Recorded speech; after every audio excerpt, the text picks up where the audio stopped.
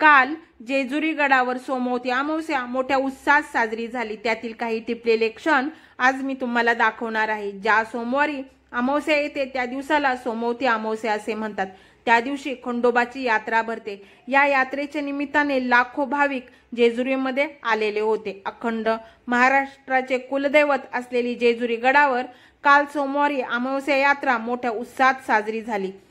परवा रात्रीपासूनच जेजुरी रोषणाईत आणि भंडाऱ्यात न्हाऊन निघाली होती। नववर्षाची सुरुवात होत असल्याने देखील खंडेरायाच्या दर्शनाला भाविकांनी गर्दी केली होती।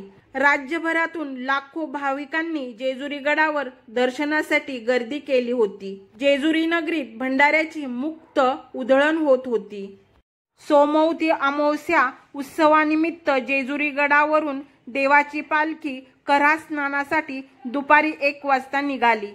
5:30 वाजता पालखी कऱ्हा नदीत पात्रात पोहोचल्यानंतर त्या ठिकाणी विधिवत पूजा करून देवांना कऱ्हा नदीच्या पात्रात पाण्याने स्नान घालण्यात आले।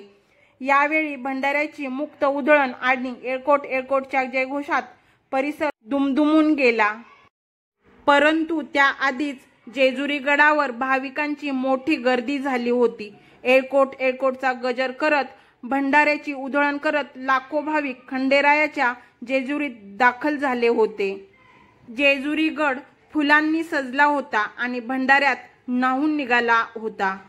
सोमवारी अमावस्या येत असल्यामुळे ही अमावस्या सोमवती अमावस्या म्हणून ओळखली जाते। खंडेरायाच्या वर्षभर विविध यात्रा भरत असतात। त्यातीलच एक महत्त्वाची म्हणजे ही सोमवती अमावस्या। खंडेरायाची जेजुरी काल पिवळी धम्मक झाली होती। राज्यभरातील भाविक काल खंडेरायाच्या चरणी नतमस्तक झाले। अनेक ठिकाणी तळीभरणी केली जात होती। भाविक भक्तमय वातावरणात नवीन वर्षाचे स्वागत करत होते। सोमवती अमावस्येला हिंदू धर्मात खूप महत्त्व आहे। या दिवशी भगवान शिव आणि माता पार्वतीची पूजा केली जाते। या दिवशी काही गोष्टी करण्याचे महत्त्व आहे। या दिवशी पवित्र नद्यांमध्ये स्नान करावे, पितरांना स्नान व पिंडदान करावे, दान करावे। शिवगौरीची पूजा केल्याने अखंड सौभाग्य प्राप्त होते। स्त्रिया आपल्या पतीच्या दीर्घायुष्यासाठी उपवास करतात। मान्यता आहे की जीवनात जर काही अडचणी येत असतील तर सोमवती अमावस्येला पितरांची नाराजी दूर करून त्यांना प्रसन्न करावे। शास्त्रात सोमवती अमावस्येला दान धर्माचं महत्त्व सांगितलं गेलं आहे। सोमवती अमावस्येला पितरांच्या आत्म्याला शांती करण्यासाठी पूजा केली जाते। ज्या व्यक्तींवर पितरांची अकृपा आहे त्यांना प्रसन्न करण्यासाठी पूजा केली जाते। अशी पूजा केल्यानंतर काळे तीळ दान केले जातात। सोमवती अमावस्येला कोणत्याही प्राणी आणि पक्षाला त्रास देऊ नये। कुत्रा, कावळा आणि गाईला चपाती खायला देतात। तसेच त्यांची पाण्याची व्यवस्था केली जाते। तांदळाची खीर करून शंकर पार्वतीला प्रसाद देतात। माशांना अन्न दिल्याने सर्व समस्या दूर होतात असं मानलं जातं। आता सोमवती अमावस्येला काय करावे? सोमवती अमावस्या पितरांच्या शांतीसाठी शुभ मानली जाते। असे मानले जाते की या दिवशी पितरांचे तर्पण, श्राद्ध आणि पिंडदान केल्याने पितृदोष दूर होतो आणि जीवनात सुख समृद्धी येते। सोमवती अमावस्येच्या दिवशी उपवास करणे अत्यंत लाभदायक मानले जाते। असे मानले जाते की या दिवशी उपवास केल्याने वैवाहिक जीवन सुखी होते। सोमवती अमावस्येच्या दिवशी भगवान शंकराची पूजा करणे अत्यंत शुभ मानले जाते।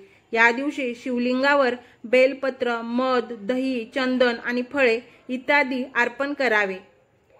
अमावस्येच्या दिवशी सूर्य देवाला जल अर्पण करणे शुभ मानले जाते। असे केल्याने निरोगी आरोग्य आणि आर्थिक कल्याण मिळते असे मानले जाते। आता आपण पाहूया सोमवती अमावस्येला काय करू नये। सोमवती अमावस्येच्या दिवशी घरात वादविवाद करू नये।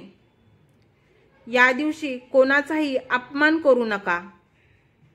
या दिवशी सूडबुद्धीच्या वृत्तीपासून अंतर ठेवावे। सोमवती अमावस्येच्या दिवशी काळ्या वस्तूंचे दान टाळावे। तर ही होती सोमवती अमावस्येबद्दल माहिती। हा व्हिडिओ तुम्हाला आवडला असेल तर माझ्या व्हिडिओला लाईक, शेअर, सबस्क्राईब नक्की करा आणि बेल आयकॉनचे बटन देखील प्रेस करा म्हणजे नवनवीन व्हिडिओ लवकरात लवकर तुमच्यापर्यंत पोहोचतील। आणि येळकोट येळकोट जय मल्हार अशी एक कमेंट करा। धन्यवाद।